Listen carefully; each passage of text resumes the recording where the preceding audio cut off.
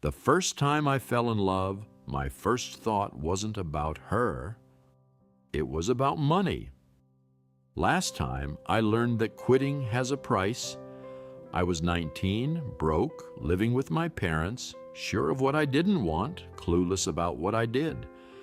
Then, one ordinary afternoon in one ordinary classroom, I found out.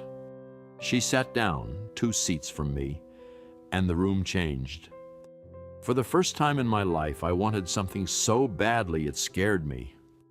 And almost in the same breath, a thought arrived I'd never had before. Not I love her, something colder, something that would follow me for 20 years. If I had money, maybe she'd be mine. Up to that point, money had been background noise. My parents fed me, the PlayStation was bought, the bets were small. But love does something strange. It takes a vague, lazy life and gives it a target. Suddenly, I was looking at my empty pockets and seeing them for what they were. Not freedom, a wall. I didn't want money to be rich. I wanted money because for the first time, there was a future I could picture. And I couldn't afford the down payment. At least, that's the story I told myself.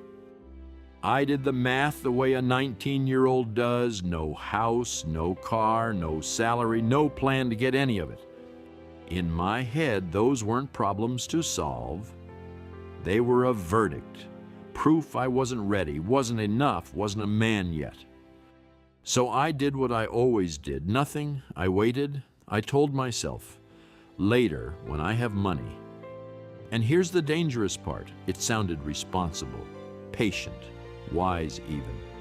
It wasn't patience, it was hiding. And that's what it cost me. We stayed together on and off for 12 years, breaking up, finding our way back, drifting apart again. And the whole time, that first thought kept running underneath. If I had money, it became my excuse for never deciding anything. I wasn't building toward the house or the car. I was postponing my own life and calling it patience. You'd think 12 years is enough time to notice it wasn't, because the excuse never felt like an excuse. It felt like a plan. The truth I couldn't see. She was never waiting for money, and neither was I. I was waiting to become someone who could choose. If I could sit next to that boy with the red heart and the empty pockets, I'd ask him 3 questions. 1. Is money really the wall here, or just the excuse you reach for so you never have to risk anything? 2. In 5 years of waiting for enough, how much of your actual life will you have lived? 3. What could you start today that would make money a tool instead of a verdict? He didn't ask. He kept waiting for a number that never came. I'll be honest about how it ended, because it isn't a clean story. We never married.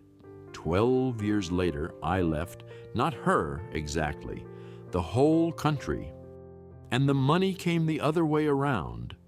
I had to become someone who could decide without it, and the number followed, slowly as a result.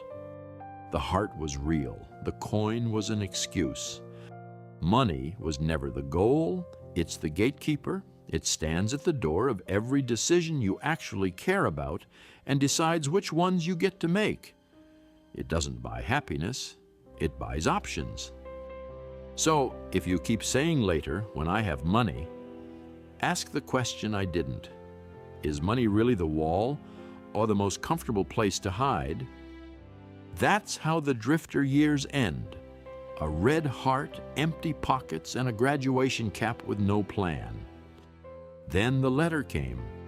Every young man in my country owed a year. Mine had arrived. The place that would finally change me wasn't a classroom or a job or even her. It was a field of snow at 5 in the morning where nobody cared what I wanted.